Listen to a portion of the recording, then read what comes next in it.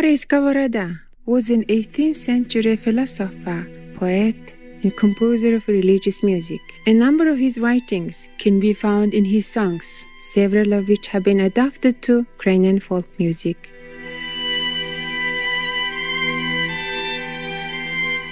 Skovoroda's work contributed to the culture of both Russia and Ukraine.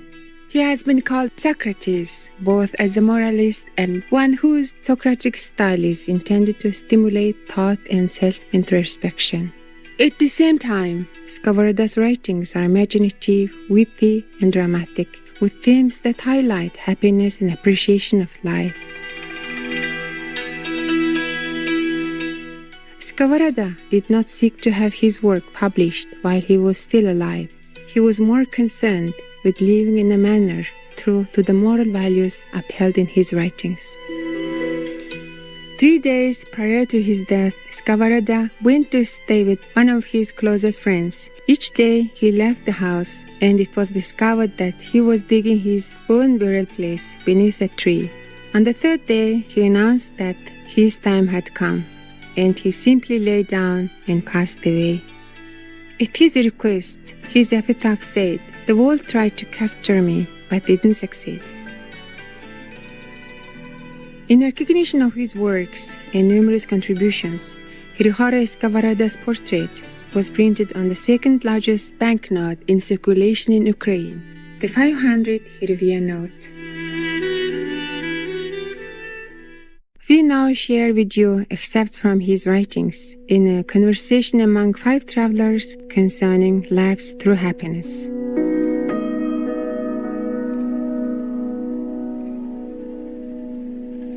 The Supreme Divine Nature, the beginningless beginning. Let us first seek out the spark of God's truth within us, which, lighting up our darkness, will send us to the holy waters of Siloam, to which the prophet summons us. Wash you, make you clean, put away the evil of your doings.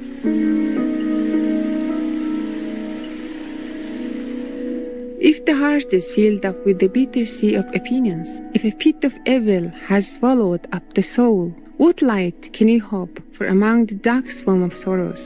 What mirth and sweetness can we hope for where there is no light? What peace where there is neither life nor mirth? What life and peace if there is no God? What God without the Spirit of truth and the Spirit of dominion? What Spirit of truth without unworldly thoughts in a pure heart? What purity if it is not eternal, as it is written, His truth endures to all generations? How can it be eternal if it is lost in the contemplation of matter? How can it fail to be lost in contemplation of it if it esteems matter? How can one fail to esteem it if one depends on it? How can one fail to depend on it if one grieves over the dissolution of one's dust?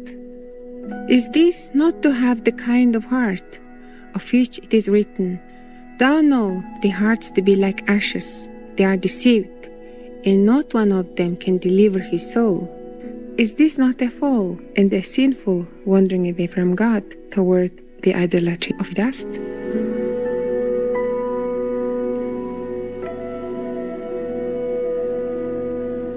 This is how you must ascend the mountain of peace. You must take a pneumatic, purify your heart, cast out old opinions, and not to return to this. Drink pure water, the water of new counsels, for all your days. This is to move from baseness to mountain heights, from sorrow to sweetness, from death to life, from puddles fit for swine to the springs of heaven fit for deer and antelopes. Drink until rivers of living water flow from your belly, slaking your most unhappy thirst, that is, your emptiness and dissatisfaction, your envy, lust, boredom, murmuring, longing, fear, sorrow, remorse, and other stings of the demon's heads, which altogether bring death upon the soul. Drink until you can sing. Our soul is escaped as a bird. It will cross the flowing water. Blessed be the Lord, who hath not given us as a prey to the thief. Drink until you can console yourself with Habakkuk, singing, thou wound the head out of the house of the wicked, I will rejoice in the Lord. I will joy in the God of my salvation. Singing with Hannah, my heart rejoices in the Lord. Singing with David, Lord, lift thou up the light of the countenance upon us.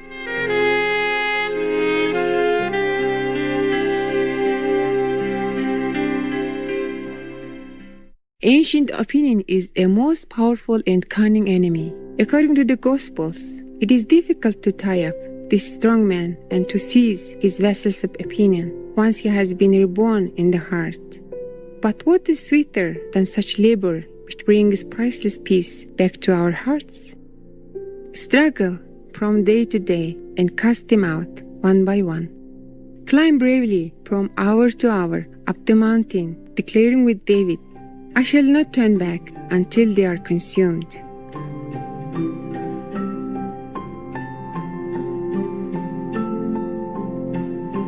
My friends, let us fully live out our lives and let our senseless days and minutes flow past. We take the trouble to get whatever is needful to the flux of our days, but our chief concern should be for the peace of our soul, that is, for its life, health, and salvation. What is the use of ruling over the universe if we lose our own soul? What will you find in the world so precious and profitable that you would venture to exchange your soul for it? Oh, let us step carefully so as to succeed in entering God's rest and the Lord's holiday, or at least the Sabbath, if not the most blessed Sabbath of Sabbaths and feast of feasts.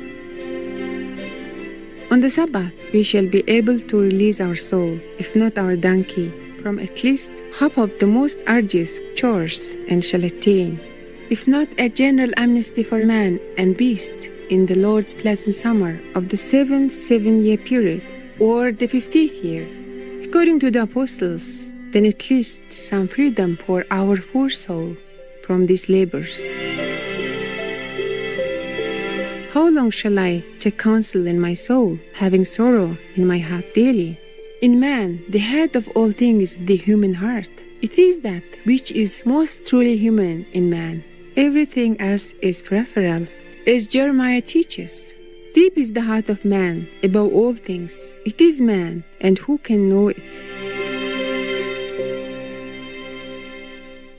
Please take note that the deep heart is man. But what is the heart, if not the soul? What is the soul, if not a bottomless pit of thought? What is thought, if not the root, seed, and kernel of all our external flesh, blood, skin, and other outwardness? You see that the man who has destroyed the peace of his heart has destroyed his head and root. Is he not just like a nut, the kernel of which has been eaten away by worms, so that it has no strength, only a shell? The Lord speaks to this impoverished people with such compassion in Isaiah.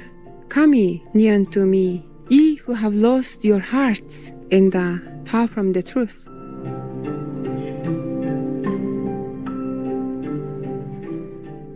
Thought is the secret spring within our bodily machine, the head and beginning of all its motion. All the outward limbs follow this head like a tethered cattle. Thought, like fire or a river, is never still. Its continuous striving is desire. A flame may die down, a river may cease to flow, but thought, which is without matter or the elements and supports crude corruption, wearing it like a dead vestment, is absolutely incapable, whether it's within the body or outside it, of suspending its motion even for a moment, and continues its striving, flying like lightning through boundless eternities and infinities without number. What does it strive toward? It seeks its sweetness and rest, but its rest is not lying still and stretching out like a dead body. This is alien and contrary to its living nature. Thought, like a traveler on the road, seeks its own likeness among the dead elements, and intensifying rather than slaking its thirst by base diversions, it moves the more rapidly from corrupt material nature toward the supreme divine nature, the beginningless beginning or principle which is akin to it, so that having been purified by its radiance, and by the flame of its secret vision, it may free itself from its bodily earth and earthly body. And this is to enter into the divine rest, to purge oneself of all corruption, to move in a complete freedom and without obstruction, flying from the narrow limits of matter to the freedom of the spirit. As it is written, "Thou hast set my feet in a large room. He brought me forth also into a large place. I bare you on eagle's wings and brought you unto myself." And this is what David quests, "Oh, that I had wings like a dove, for then would I fly away and be at rest."